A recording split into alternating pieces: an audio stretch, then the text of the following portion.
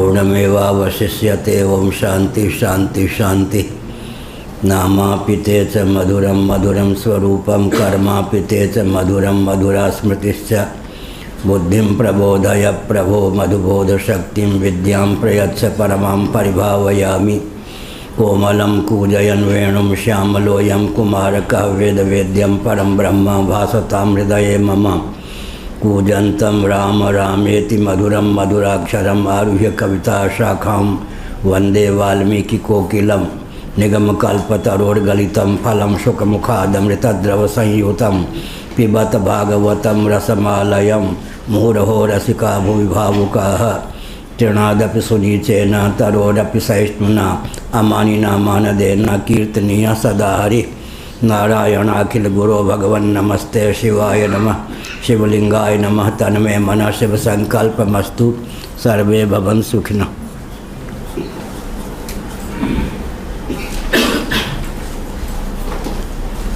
शक्तिश्च कारणस्य कार्यनियमार्था कल्प्यमाना नान्या सती वा कार्यं यच्छेत् असत्त्वा विशेषादन्यत्वा विशेषाच्च।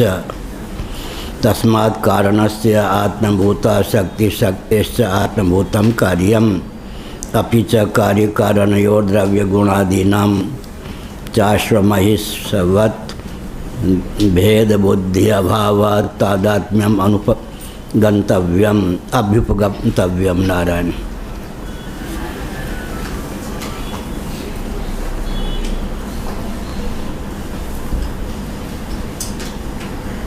कारण में कार्योत्पादनी शक्ति रहती है। शक्ति कार्यानुमेय है। कार्य को देखकर कारण में रहने वाली शक्ति का अनुमान होता है। शक्ति प्रत्यक्ष नहीं होती।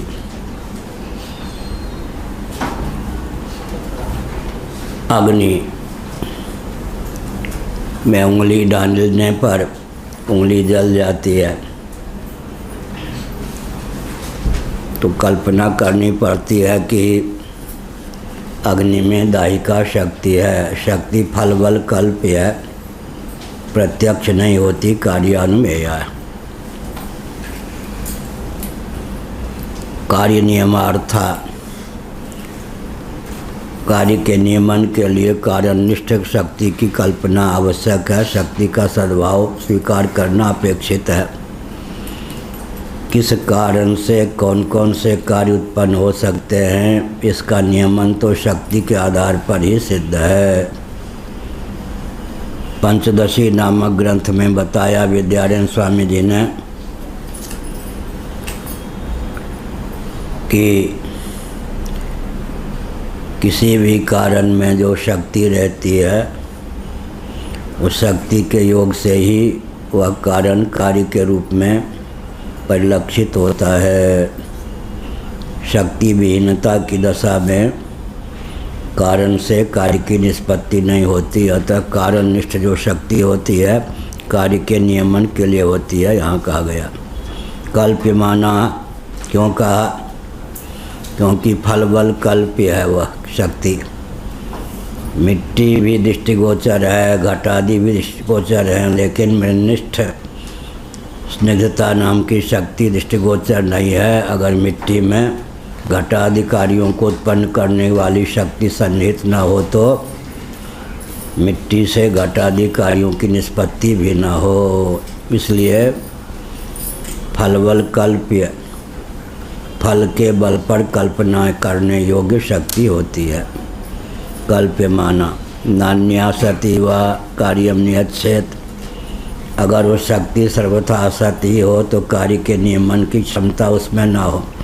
जो असत पदार्थ होता है अर्थक क्रियाकारिता उसके द्वारा संभव नहीं। इसलिए वैशेषिकों ने, नैयायिकों ने अर्थक क्रियाकारिता की निष्पत्ति के लिए क्या किया? वस्तु को स्वीकार किया। अर्थक क्रियाकारिता, अर्थक क्रियाकारिता का अर्थ होता है उपयोगिता। किसी भी वस्तु की जो उपयोगिता होती है वही उस वस्तु की सत्ता में प्रयोजक होती है। यह अभिप्राय जिससे मतलब की सिद्धि हो वही सत्य है। वैशेषिक नैयायिक यही कहते हैं, जिसमें अर्थक क्रियाकारिता की क्षमता है वही सत्य है। जिससे मतलब की सिद्धि हो, प्रयोजन की सिद्धि हो वही सत्य। नैमिष वाले महाराज थे, जब उनके कोई अनुकूल होता था तो हमसे कहते थे, ध्रुव जी ऋषि कोटि का है, ऋषि है। जब वो उनके चंगुल से निकल जाता था, एक बार जीप से यात्रा कर रहे थे तो हमने कहा, महाराज आपके लाडले प्यारे शिष्य देख नहीं पा रहे कि आप जा रहे हैं कार से, वो गिजाई है, गिजाई।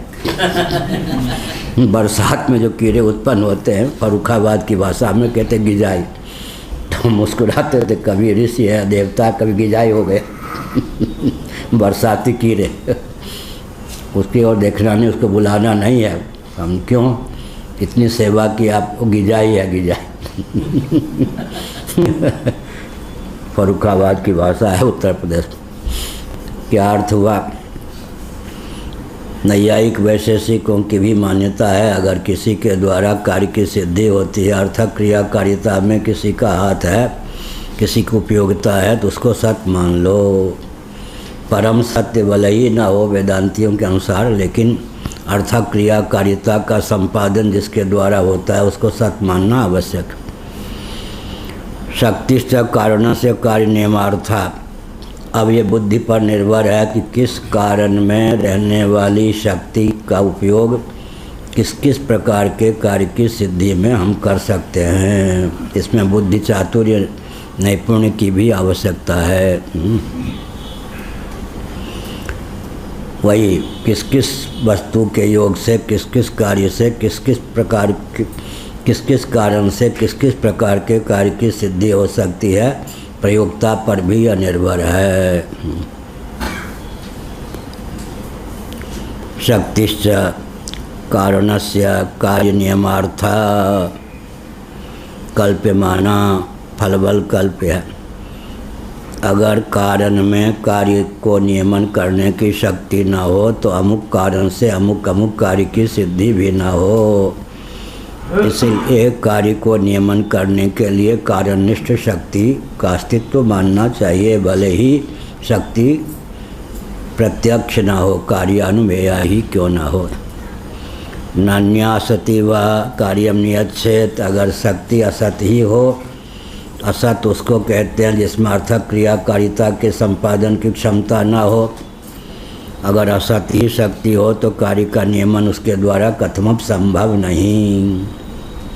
असत्वा विशेषात अन्यत्वा विशेषात च। तो फिर किसी भी वस्तु से किसी भी कार्य की निष्पत्ति हो जाए, अभाव तो सर्वत्र समान रूप से विद्यमान है। इसलिए तत्त कारण में रहने वाली कार्य को निमित्त करने की क्षमता या शक्ति फलबल कल्प्य है। फल के बल पर कल्पना करने योग्य का नाम फलबल कल्प्य है। फलबल कल्प्य का अर्थ क्या हुआ भारद्वाज जी? इंजीनियर। परिणाम है, उसके आधार पर वो सिद्धांत को प्रमाणित करता है। फल दिखता है, उसके आधार पर वो सिद्धांत को प्रमाणित करता है। फल की बैठ फलबल कल्प। अमुक कारण में अमुक कार्य के संपादन की शक्ति न हुई रहती तो अमुक कारण से अमुक कारण की निष्पत्ति कतई न हो पाती। कतई माने बुलंदशहर की भाषा कतई। एक हमारे कोई हैं दिव्य महानंद जी कहते हैं कतई कतई। लो जी है गए हो। क्योंकि अभाव तो सर्वत्र है। फिर अमुक कारण से अमुक कार्य की ही निष्पत्ति हो सकती है। अमुक कारण से अमुक कार्य की निष्पत्ति हो सकती है। गुलाब जामुन कैसे बन गया? धोखे में ही पड़ गया वो खोलते हुए तेल में, तो आविष्कार हो गया। बनाना थोड़े जान, उससे पहले बंगाल, कोई कहते उड़ीसा की देन है, कोई बंगाल की देन है। गुलाब जामुन का आविष्कार यूँ हो गया, धोखे से हो ही गया। ऐसे ही है। किस कारण में किस किस प्रकार के कार्य के निष्पादन की क्षमता हो सकती है। कारणनिष्ठ कार्यानुमेया शक्ति के बल पर ही वह तथ्य सिद्ध है। प्रयोक्ता जो होता है, जितना प्रबुद्ध होता है उतना ही वह किसी कारण से विविध प्रकार के कार्य के संपादन में दक्ष होता है, उतना ही कार्य की संरचना करने में निपुण होता है।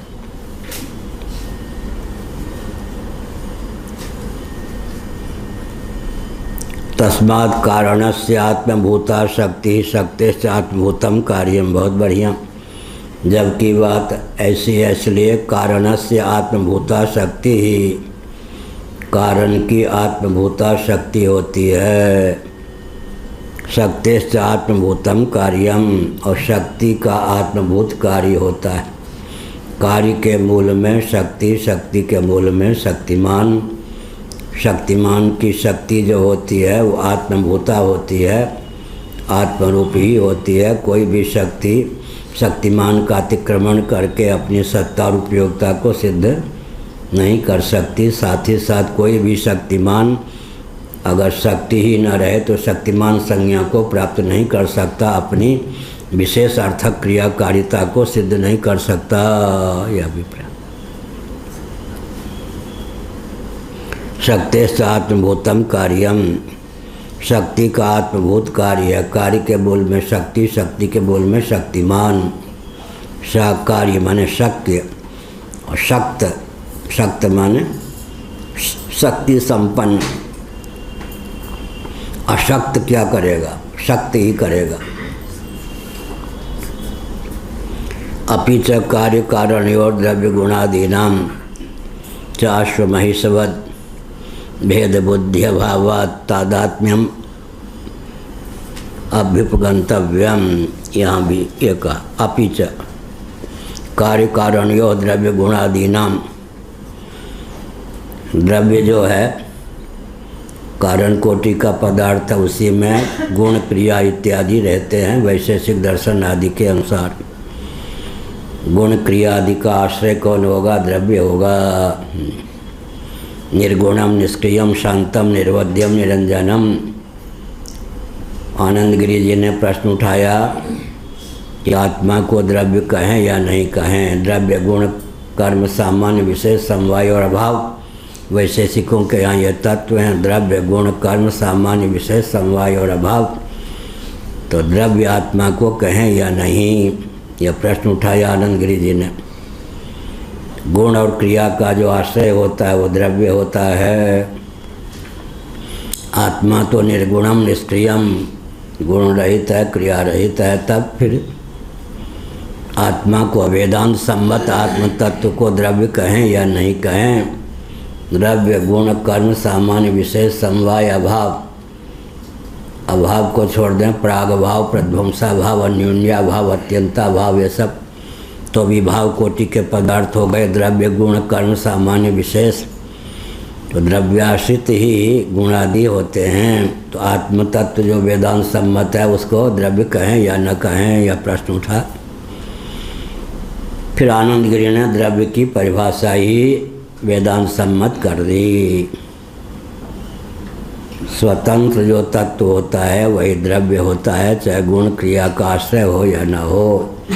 अगर वेदांत सम्मत आत्मा को द्रव्य सिद्ध करना हो तो द्रव्य की परिभाषा फिर वेदांत के सांचे और ढांचे में डाल करके बनाने की आवश्यकता है। क्या कहा पंडित जी?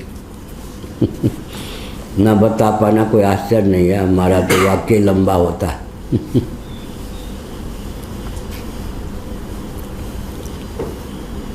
अश्व महिषवद भेद बुद्धिया आवात।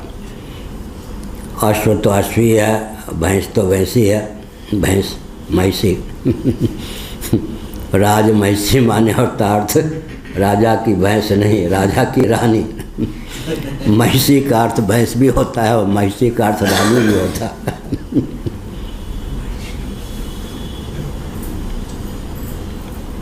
अश्व महिषी नहीं, महिषी अश्व नहीं।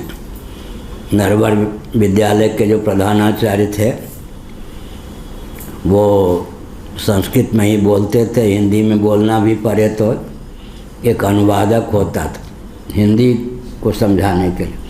मेरी महिषी को तुस, हमने दर्शन किया है, मेरी महिषी को तुस। अब हिंदी में है मेरी भैंस के लिए भूसा चाहिए, तो एक अनुवाद करता था पंडित जी कह रहे हैं मेरी भैंस के लिए भूसा की आवश्यकता है, मेरी महिषी को भूस नहीं तुस। तो हिंदी भी बोलते थे, तो महाशय जी के साथ से थे, वो पढ़े हुए उन्हीं से थे। मेरी महिषी के लिए तुस। अब क्या समझे, तो उनकी बात को समझाने के लिए हिंदी के भी अनुवादक कोई होते थे। तब ये पंडित जी कह रहे हैं मेरी भैंस के लिए भूसे की ज़रूरत है, मेरी महिषी को तुस। अश्व महिषीवत भेद बुद्ध्यभावात् तादात्म्यम अभ्युपगंतव्यम। भेद बुद्धि का भाव है, अश्व अश्व ही है, महिषी महिषी है। लेकिन यहाँ पर बहुत विचित्र बात है, क्या है, कार्य के मूल में शक्ति है। शक्तिश्च आत्मभूतम कार्यम, शक्ति का अतिक्रमण करके कार्य टिक नहीं सकता, और शक्तिमान का अतिक्रमण करके शक्ति टिक नहीं सकती। तो कार्य किसके समाश्रित है, शक्ति के समाश्रित। शक्ति किसके समाश्रित है, शक्तिमान के समाश्रित, ये अर्थ।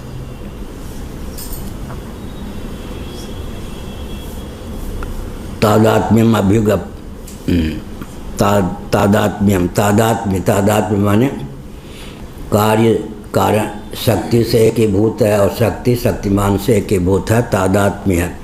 तादात्म्य माने तद्रूप होकर अवशिष्ट शेष, तद्रूप होकर अर्थक क्रियाकारिता कर संपादन करने में समर्थ। समवाय कल्पनायामपि, समवाय से समवाय भी संबंधे अभ्युगम माने तस्य तस्यान्योन्यः संबंध कल्पयितव्यः इति अनवस्था प्रसंग। यह हुआ।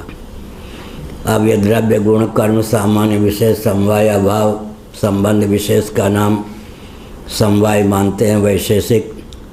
अगर ऐसा न मान करके तादात्म्य का सिद्धांत जहाँ वो समवाय शब्द का प्रयोग करते हैं, वहाँ वेदांती क्या करते हैं, तादात्म्य शब्द का प्रयोग करते हैं। अगर समवाय की कल्पना कर भी ली जाए तो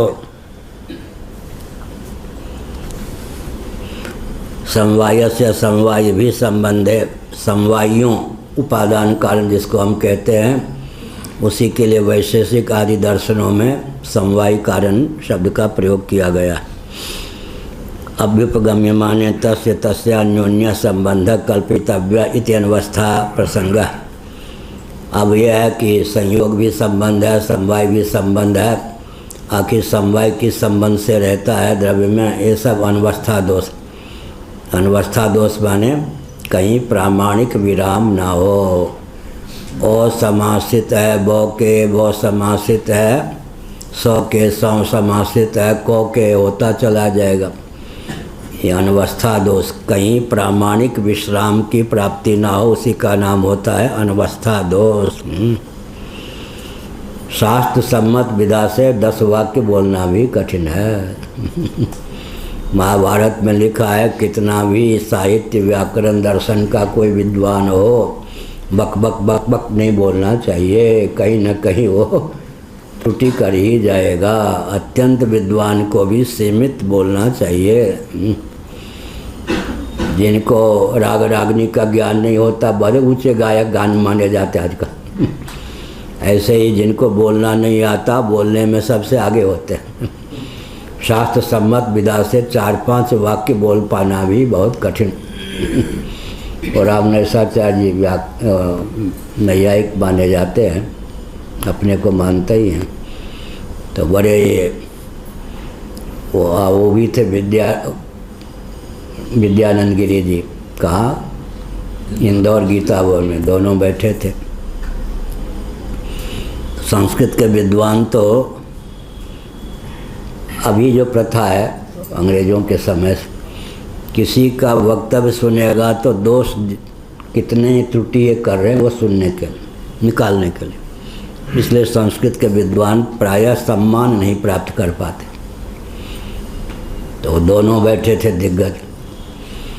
फिर उन लोगों ने कहा कि अव्याप्ति व्याप्ति अतिव्याप्ति अव्याप्ति असंभव, कोई दोष हमने नहीं पाया। ये प्रमाण पत्र मौखिक दिया उन लोगों ने। अतिव्याप्ति अव्याप्ति असंभव, इन सब दोषों से अतिक्रांत वक्तव्य, 4 पंक्ति बोलना भी ठीक ठीक नहीं। अब जिनको इन सब का ज्ञान नहीं है, बरबर बोलते रहते हैं, जैसे बच्चे हैं बरबर बोलते रहते, माता पिता प्रमोदित होते हैं। सचमुच में शास्त्र की जो सरणी है, मर्यादा है, उसके अनुसार तो 10 वाक्य भी ठीक से बोल पाना बड़ा कठिन होता। अनवस्था दोष, अमुक इसके समासित, अमुक इसके समासित, अमुक इसके समासित, तो क्या है, कहीं भी प्रामाणिक विश्राम नहीं, इसी का नाम अनवस्था। आत्माश्रय दोष, अन्योन्याश्रय दोष, चक्रक दोष और अनवस्था दोष। ओ बराबर है बो के, बो बराबर है ओ के, ओ समासित है बो के, बो समासित ओ के, आत्माश्रय दोष हो गया। ओ बराबर है ओ और बो और सो, ये ओ बो से भिन्न है, लेकिन बो सौ से भिन्न होकर सौ और ओ एक हो गया, तो अंत में क्या हो गया, घुमा फिरा कर एकत्व, आत्माश्रय दोष हो गया। फिर अन्योन्याश्रय दोष हो गया, फिर चक्रक दोष घूम फिर के आ गया। फिर अनवस्था दोष, पंचदशी के प्रथम प्रकरण में विस्तार पूर्वक इन सब दोषों का वर्णन। इन सब दोषों से रहित वाक्य होना चाहिए, डरना नहीं चाहिए। बोलेंगे ही नहीं तो भूल कहाँ से होगी, और हर व्यक्ति भूल कैसे निकालेगा, ये भी तो है।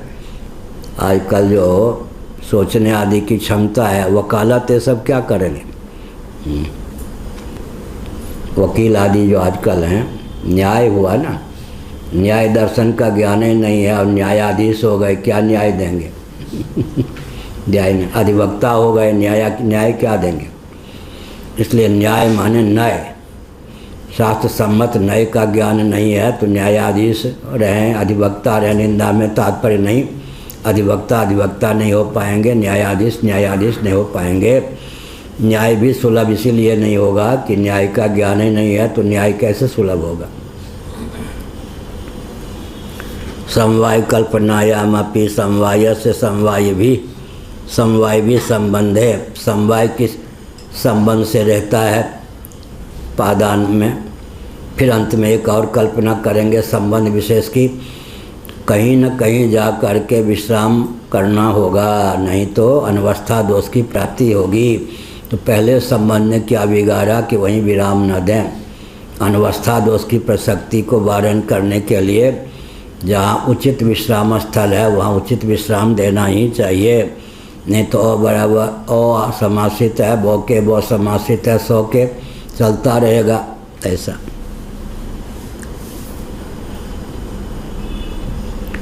अन्यभ्युपगम्य माने च विच्छेद प्रसंग अथ समवाय स्वयं संबंध रूपत्वात् अनपेक्षैव अपरम संबंधम संबंध्येत संयोगोपि तर्हि स्वयं संबंध रूपत्वात् अनपेक्षैव समवायम संबध्येत। यह कहा। अब अथ समवाय स्वयं संबंध रूपत्वात्, अगर आप कहो कि समवाय जो है स्वयं संबंध रूप है, उसको संबंधांतर की अपेक्षा नहीं है, तो भाई संयोग भी तो संबंध रूपी है, उसने क्या बिगाड़ा कि अतिरिक्त आपने समवाय को मान लिया। यह हुआ। स्वयं संबंध रूप है तो उसको भी समवाय की अपेक्षा नहीं, फिर समवाय से संबद्धता कैसे होगी। तादात्म्य प्रतीतेश्च द्रव्य गुणादीनां समवाय कल्पनार्थक्यम। तादात्म्य प्रतीतेश्च द्रव्य गुणादीनां, तादात्म्य का अर्थ वही हुआ द्रव्य गुण आदि जो हैं।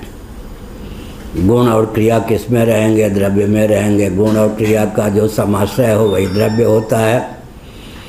लेकिन हमने कहा निर्गुणम निष्क्रियम शांतम निर्व्याग्यम निरंजनम आत्मतत्व, वेदांत सम्मत आत्मतत्व द्रव्य कहा जाएगा या नहीं, क्योंकि गुण और क्रिया का आश्रय वो नहीं है, निर्गुण है, निष्क्रिय है।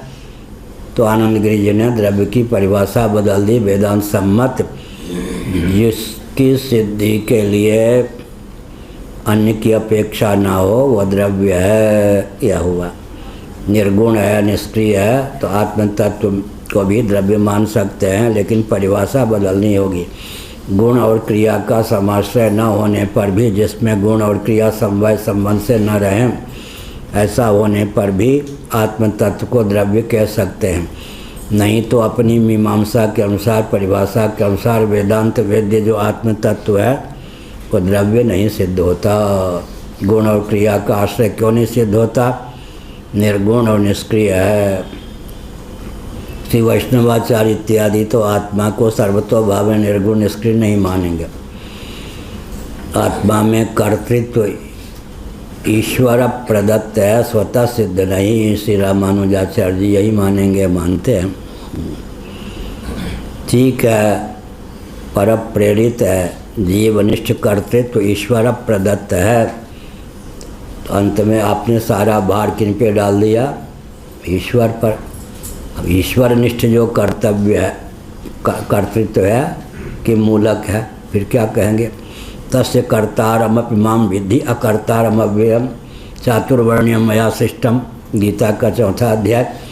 अंत में कहीं न कहीं तो ईश्वर को भी कर्तृत्वाभिमान से विमुक्त सिद्ध करने के लिए मानना पड़ेगा न कि कर्तृत्व औपाधिक है। तो फिर जीव ने क्या बिगाड़ा कि जीव में कर्तृत्व औपाधिक न हो। कर्तृत्व जैसे चाहे जीवनिष्ठ हो चाहे ईश्वरनिष्ठ हो, औपाधिक है, उपाधि को लेकर है। विज्ञानम यज्ञम तन्ते कर्माणि तन्ते पिचा, उपनिषद। विज्ञानम जानाति इच्छति करोति, ज्ञान की सिद्धि किससे होती है? विज्ञानमय कोश से। इच्छा की सिद्धि किससे होती है? मनोमय कोश से। क्रिया की सिद्धि किससे होती है? प्राणमय कोश से। कर्म के मूल में इच्छा, इच्छा के मूल में ज्ञान। हमारे पास ज्ञान के लिए क्या साधन है? हम तो ज्ञान स्वरूप हैं, आत्मा तो ज्ञान स्वरूप है। सत्यम ज्ञानम अनंतम ब्रह्म, ज्ञानम ब्रह्म, सत्यम ब्रह्म, अनंतम ब्रह्म, आनंदम ब्रह्म, आनंदो ब्रह्म। लेकिन ज्ञान वैष्णवाचार्य क्या कहेंगे? आत्म तत्व ज्ञान स्वरूप होता हुआ ज्ञाता है। ज्ञातृत्व भी स्वभाव सिद्ध है और ज्ञान स्वरूप भी स्वभावता है। जैसे वैष्णव प्रस्थान होगा। कहाँ से बोल रहा हूँ? अहमर्थ परमार्थसार, अहमर्थ नामक हमारे पूज्य गुरुदेव का ग्रंथ है।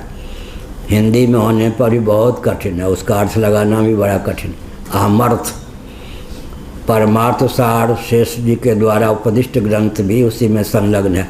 अपने यहाँ से अहमर्थ भी अलग से निकाला छपा था, परमार्थ सार भी अलग से छपा था। एक ही ग्रंथ ऐसा है। अहमर्थ नहीं छपा। अच्छा, तो योजना में है तो ध्यान देना, दिला देना। पुस्तक तो होगी ना? ठीक है, देख लेना सूची में भाई अहमर्थ है या नहीं। परमार्थ सार एक ही ऐसा ग्रंथ है जिसका पूज्य गुरुदेव ने हिंदी में अनुवाद किया। या तो संस्कृत में उन्होंने ग्रंथ लिखा या हिंदी में लिखा, किसी ग्रंथ का अनुवाद उन्होंने नहीं किया। वो एक ही ग्रंथ है जिसका उन्होंने अनुवाद किया, परमार्थ सार का हिंदी में अनुवाद किया। अहमर्थ बहुत बढ़िया। वो जो बांध के दंडी स्वामी थे ना, उन्होंने हमसे पढ़ा था। कहाँ? वृंदावन, बहुत साल पहले, 45 साल पहले लगभग। अहमर्थ नामक ग्रंथ, अद्भुत ग्रंथ। एक बार पूज्य गुरुदेव ने कहा कुछ सुनाओ। हमने सुनाया, लोटपोट हो गए। हमने कहा मेरी चीज़ नहीं है, आपकी चीज़ है। अहमर्थ में आपने ये सब लिखा है, आपका लिखा हुआ ही हमने आपको सुनाया, प्रसन्न हुए। बहुत बढ़िया ग्रंथ। अहमर्थ माने अहम ब्रह्मास्मि इत्यादि में अहम की ब्रह्मरूपता को सिद्ध किया गया है।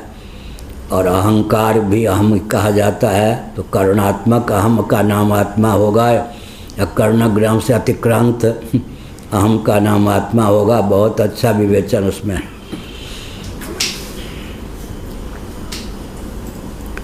अनभ्युपगम्य माने च विच्छेद प्रसंग।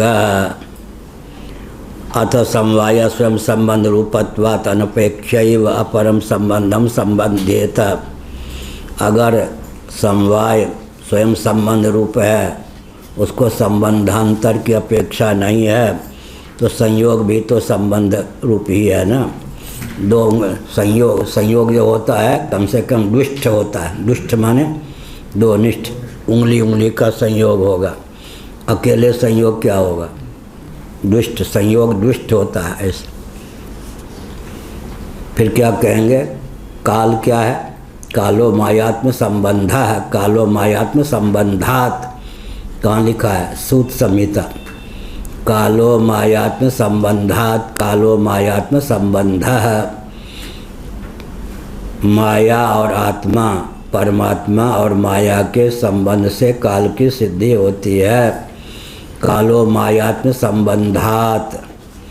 उसी को टीकाकार विद्यारण्य स्वामी माधवाचार्य जी ने लिख दिया। माधवाचार्य वो विद्यारण्य स्वामी जी ने कालो मायात्म संबंध।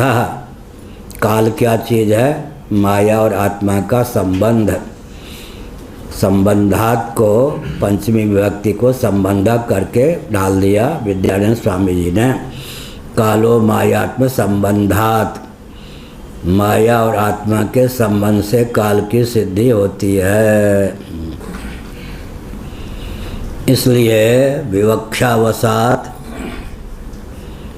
माया को भी काल कह सकते हैं, आत्मा या परमात्मा को भी काल कह सकते हैं, और दोनों के संयोग को भी काल कह सकते हैं। कलयति प्रकाशयति, कलनात्मिका शक्ति से अवच्छिन्न चैतन्य का नाम काल है। कालः कलयताम, हम हमारे पूज्य गुरुदेव ने इस वाक्य को न्याय की सरणी में डाल के हमको बताया। कलनात्मिका शक्ति से अवच्छिन्न चैतन्य का नाम काल है। कलयति प्रकाशयति, कालः कलयतामहम। फिरत सदा माया के प्रेरा, काल कर्म स्वभाव गुण घेरा। याद है पंक्ति? उधर देखते रहो। हाँ, फिरत सदा माया के प्रेरा, काल कर्म स्वभाव गुण घेरा। जीव जो है काल कर्म स्वभाव के वशीभूत होकर इधर उधर भटकता रहता है। काल कर्म और स्वभाव के मूल में कौन है? माया। अब इस पंक्ति का अर्थ करना रामायणियों के बस की बात। आधुनिक रामायण तो कुछ कर ही नहीं सकते। जिसको श्रीमद् भागवत के दूसरे तीसरे स्कंद का सीधरी टीका सहित अध्ययन नहीं है, वो फिरत सदा माया के प्रेरा, काल कर्म स्वभाव गुण घेरा का अर्थ नहीं कर सकते। काल कर्म स्वभाव पाठक क्रम से अर्थक क्रम बलवान होता है। क्या कहा आपने? ठीक है, पाठक क्रम से अर्थक क्रम बलवान होता है। काल कर्म स्वभाव ये क्या है? पाठक क्रम। अर्थक क्रम क्या होगा? काल स्वभाव कर्म। काल फिर स्वभाव फिर कर्म, पाठक क्रम से अर्थक क्रम बलवान होता। क्या कहा भरद्वाज जी? अच्छा, खड़े हो कहाँ? ठीक, पाठक क्रम से अर्थक क्रम बलवान। हाँ, पाठक क्रम क्या है? काल कर्म स्वभाव। अर्थक क्रम क्या होगा? काल स्वभाव कर्म। बैठ, काल स्वभाव फिर कर्म, तीनों में सामंजस्य है। काल क्या करता है? क्षोभ उत्पन्न कर देना। काल का स्वभाव क्या है? वसंत ऋतु ये सब काल है या नहीं? तो डरते क्यों हो? तो भूल होती है तब तो भूल का मार्जन होता है, डरना नहीं चाहिए। लोग हंस देंगे ना, तो हंस देंगे तो क्या होगा? हानि थोड़े है, लाभ। हमको जो नहीं समझ में आता था पूरे गुरुदेव से पूछ देते थे। बाकी जो पढ़ने वाले थे वो सोचते थे पूछूंगा तो अज्ञानी न सिद्ध हो जाऊं। मैं अज्ञानी न सिद्ध हो जाऊं, कोई हंस ना दे, इसके नाम पर अज्ञानी ही व्यक्ति बना रहता है। उस गुरुदेव ने कहा नखाग्र, नख के अग्रभाग, जिनके यहाँ आत्म तत्व नैयायिक वैशेषिक आदि 6 दार्शनिक जो हैं 5 मान वेदांत को छोड़ के थोड़ी देर के लिए बात करें, आत्मा को विभु मानते हैं। वैशेषिक दर्शन के अनुसार भी आत्मा विभु है, न्याय दर्शन के अनुसार भी आत्मा विभु है, योग दर्शन के अनुसार भी आत्मा विभु है, सांख्य दर्शन के अनुसार भी आत्मा विभु है, पूर्व मीमांसा के अनुसार भी आत्मा विभु है। विभु होने पर भी असंख्य है। शंकराचार्य क्या मानते हैं? उपाधि निमित्तक भेद सिद्ध हो सकता हो तो स्वभाव सिद्ध भेद मानने की आवश्यकता नहीं। क्या कहा? हाँ ठीक, हाँ बोलो, बैठ के भी बोल सकते, अभी बुढ़ापे से दूर हो। उपाधि निमित्त अगर भेद सिद्ध हो तो स्वभाव सिद्ध भेद की आवश्यकता नहीं। बढ़िया, इंजीनियर हैं बड़े। उपाधि निमित्तक भेद स्वीकार करने पर ही काम हो जाता हो तो क्या स्वभाव सिद्ध भेद नहीं मानना चाहिए। आत्म तत्व विभु होने पर अनेक है। वेदांत का कथन ये है विभु होने पर भी एक ही है, लेकिन फिर एक जीव के शुभाशुभ कर्म दूसरे जीव को क्यों नहीं प्राप्त होते? औपाधि के भेद, उपाधि मूलक भेद की सिद्धि हो सकती हो तो स्वभाव सिद्ध भेद मानने की क्या आवश्यकता? उदाहरण घटाकाश मठाकाश, ये सब आकाश में अगर उपाधि निमित्तक भेद की सिद्धि होती है तो स्वभाव सिद्ध भेद मानने की आवश्यकता नहीं है। ये सब जो शंकराचार्य ने लिखा है, इन सब को ठीक से हृदयंगम कर ले, प्रयोग करे तो कोई वैज्ञानिक आदि नौस दिखा सकता है क्या? ना, अजय हो जाएगा। अभिमान शून्य भी होगा, दर्प शून्य भी होगा, लेकिन अजय्य होगा। तो समवाय की कल्पना करें तो अंत में कहीं न कहीं विराम तो देना पड़ेगा, इसलिए समवाय की कल्पना व्यर्थ। हमारे यहाँ तादात्म्य से ही काम चल जाता है। जो कार्य वो लोग समवाय संबंध को लेकर चलाते हैं, उस कार्य की सिद्धि हमारे यहाँ तादात्म्य को लेकर। तादात्म्य का अर्थ क्या हुआ? कार्य, शक्ति और कारण, पहले ही कहा था। बहुत बढ़िया। ये जो पंक्ति याद करने योग्य है, 375 चौथी पंक्ति। तस्मात् कारणस्य आत्मभूता शक्ति, शक्तिश्च आत्मभूतम कार्यम। जबकि बात ऐसी है, इसलिए कारण की आत्मभूता शक्ति होती है, शक्ति का आत्मभूत कार्य होता है। कार्य का पर्यवसान शक्ति है, शक्ति का पर्यवसान शक्तिमान है, आत्म तत्व है, यह अर्थ।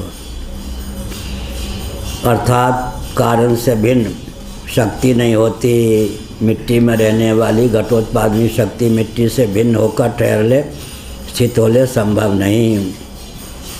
और शक्ति का अतिक्रमण कर दें तो घटादि कार्यों की सिद्धि नहीं हो सकती। कार्य शक्तिश्च आत्मभूतम कार्यम, कार्य किया आत्मभूत, शक्तिश्च आत्मभूतम कार्यम, शक्ति का आत्मभूत कार्य है। और शक्तिमान जो है उसके आत्मभूत शक्ति है। शक्तिमान के समासित शक्ति रहती है, शक्ति के समासित कार्य, कार्य का पर्यवसान शक्ति है, शक्ति का पर्यवसान शक्तिमान है। ये हो गया। अन्यभिगम्यमाने च विच्छेद प्रसंग। अगर इस सिद्धांत को स्वीकार न करें तो विच्छेद हो जाएगा।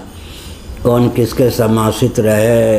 द्रव्य गुण के समासित रहे, द्रव्य क्रिया के समासित रहे, या गुण और क्रिया ही द्रव्य के समासित रहे, इस प्रकार का संबंध। कोई न कोई संबंध तो बिठाना ही पड़ेगा। संयोग से काम चल जाता है, तादात्म्य से काम चल जाता है, पृथक से समवाय को मानने की आवश्यकता ही क्या है? अतः समवाय स्वयं संबंध रूपत्वात् अनपेक्ष्यैव अपरम संबंधम संबध्येत। अगर आप कहो कि समवाय स्वयं संबंध रूप है, इसलिए उसको किसी संबंधांतर की अपेक्षा नहीं है, तो वाचो युक्ति से संयोगोपि तरी स्वयं संबंध रूपत्वात् अनपेक्षैव समवायम संबध्येत। संयोग भी तो स्वयं संबंध रूप ही है, इसलिए समवाय की पृथक से आवश्यकता क्या रह गई। तादात्म्य प्रतीतेश्च द्रव्य गुणादीनां समवाय कल्पना अनर्थक्यम। तादात्म्य प्रतीति को लेकर कारण से कार्य और क्या कार्य से शक्ति से कार्य और शक्तिमान से शक्ति। तादात्म्य की प्रसक्ति प्रतीति को लेकर द्रव्य गुण आदि नाम समवाय कल्पना। जब तादात्म्य को लेकर तादात्म्य की प्रतीति को लेकर समवाय से जो प्रयोजन आप लोग निकालना चाहते हैं उस प्रयोजन की सिद्धि हो ही जाती है। पृथक से समवाय की कल्पना व्यर्थ है। द्रव्य गुण आदि नाम समवाय कल्पना अनर्थक्यम। गुण जो है क्रिया जो है द्रव्य में किस संबंध से रहेंगे, संयोग किस संबंध से रहेगा, समवाय की कल्पना आप करते हैं। यहाँ तादात्म्य से ही सारा काम बन जाता है। शक्तिमान शक्ति, शक्ति और शक्ति के कार्य, तादात्म्य को लेकर सारी व्यवस्था सुसंगत होती है। कथम च कार्यम अवयवी द्रव्यम कारणेषु अवयवद्रव्येषु वर्तमानं वर्तते किम समस्तेषु अवयवेषु वर्तते उत प्रत्यवयवम्।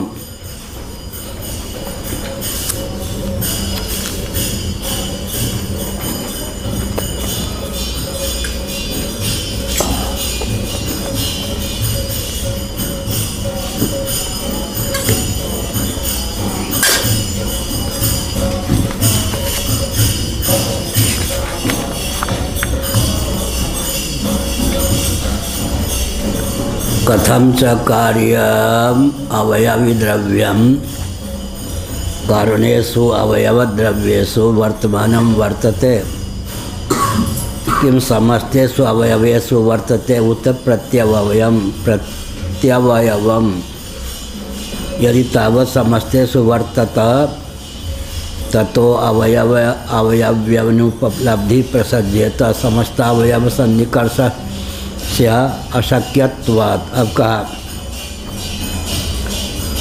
द्रव्यों में किस प्रकार रहता है कार्य, अवयवी द्रव्य में किस प्रकार रहता है। अवयव कोटि का हो गया कार्य, अवयवी कोटि का हो गया कारण।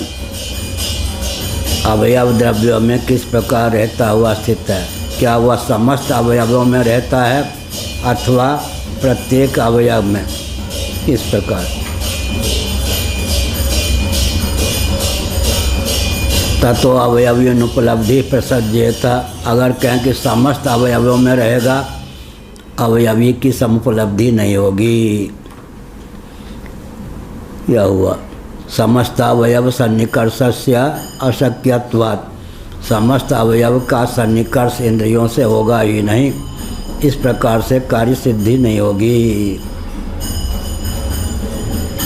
नहीं बहुत्वम समस्तेषु आश्रयेषु वर्तमानं व्यस्ताश्रय ग्रहणेन गृह्यते।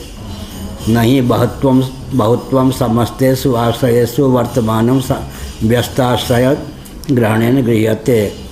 अथवा अवयवैः आरम्भकेषु अवयवेषु अवयवशो अवयवी वर्तेत।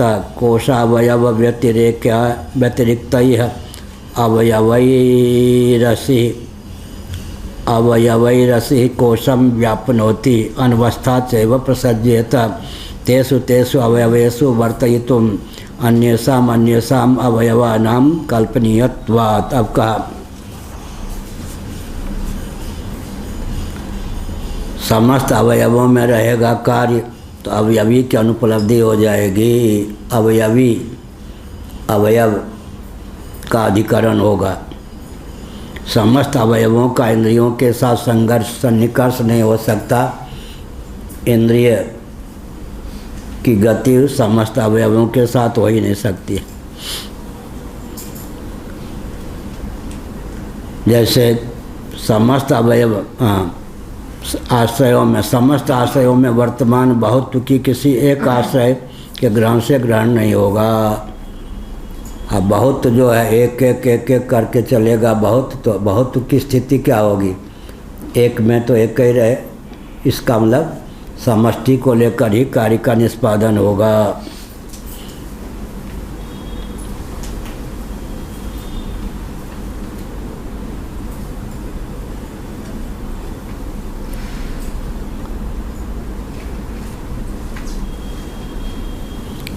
कोष के अवयवों से भिन्न, यहाँ कहा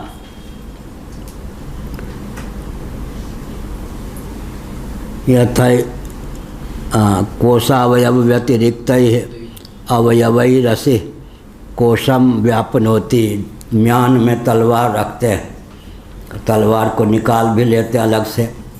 इसका अर्थ क्या हुआ? इसी तथ्य को इन्होंने व्यक्त किया। कोष के अवयवों से भिन्न अवयवों से तलवार कोष की व्याप्ति करती है। ऐसी अवस्था में अनवस्था दोष की प्राप्ति होगी। अनवस्था चैव प्रसज्येत तेषु तेषु अवयवेषु वर्तयितुम अन्येषाम अवयवानां कल्पनीयत्वात्। एक एक उन अवयवों में अवयवी की विद्यमानता मानने पर फिर अवयवानां कल्पनीयत्वात् अन्येषाम उसकी स्थिति उसमें, उसकी स्थिति उसमें, फिर अंत में जाकर अनवस्था दोष की प्राप्ति हो जाएगी। अथ प्रत्यवयवं वर्तेत तदैकत्र व्यापारे अन्यत्र व्यापार स्यात्। नहीं देवदत्ता स्नुघ्ने, देखो आगरा का नाम है, आगरा का प्राचीन नाम क्या है? स्नुघ्न। नहीं स्नुघ्ने सन्निधीयमानः तदहरेव पाटलिपुत्रेपि सन्निधीयते। पाटलिपुत्र पटना और स्नुघ्न आगरा का प्राचीन नाम है। दोनों क्या है? उत्तर प्रदेश में कौन है? पाटल, बिहार में आजकल पटना। ये शंकराचार्य ने दोनों का नाम दिया। स्नुघ्न, स्नुघ्न माने आगरा, पाटलिपुत्र माने पटना।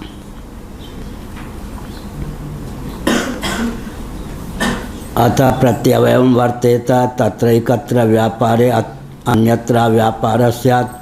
नहीं देवदत्ता स्नुघ्ने सन्निधीयमानः तदहरेव पाटलिपुत्रेपि सन्निधीयते। देवदत्त नामक एक व्यक्ति अगर वो आगरा में है, उसी समय वह पाटलिपुत्र पटना में नहीं हो सकता। जिस अवयव में रहेगा फिर अवयवांतर में अन्य अवयवों में उसकी प्रसक्ति नहीं हो सकती। इस प्रकार हुआ। युगपत अनेकत्रावृत्तावनेकत्व प्रसंग स्यात्। अगर एक कालावच्छेदन एक साथ सब में रहेगा तो एकत्व की सिद्धि नहीं होगी। यहाँ वहाँ सब जगह फिर एक नहीं रहेगा, ऐसा। देवदत्त यज्ञदत्तयोरिव स्नुघ्न पाटलिपुत्र निवासिनोः। अब एक देवदत्त नामक व्यक्ति है, कितना बढ़िया है। यज्ञदत्त देवदत्त बड़ा प्रसिद्ध बास इत्यादि में देवदत्त यज्ञदत्त, देवदत्त यज्ञदत्त नाम बहुत प्रसिद्ध है। अब अगर देवदत्त है, यज्ञदत्त है, एक पटना में रहता है, एक आगरा में, तो कोई बात नहीं। एक ही समय दोनों रह सकते अलग अलग शहर में। अगर कोई देवदत्त है और जिस समय वो पटना में है उस समय वो आगरा में है, ये नहीं कह सकते। जिस समय आगरा में उस समय पटना में, ये नहीं कह सकते ऐसे। देवदत्त यज्ञदत्तयोः इव स्नुघ्न पाटलिपुत्र निवासिनोः गोत्वादिवत् प्रत्येकं परिसमाप्तिर न दोष इति चेत् न तथा प्रतीत्यभावात्। अब कल करेंगे, आज गैस ज़्यादा है, प्रश्न करना हो कर लीजिए। अभी 2 दिनों से इतना गैस है कि बस लेटे रहते। हाँ पूछिए। यदि किसी जीव को केवल मोक्ष प्राप्त हो जाता है तो अगले सर्ग में क्या वो दोबारा भगवान से छिड़क जाएगा या बना देगा? आर्य समाजी ये कहते हैं, बैठिए।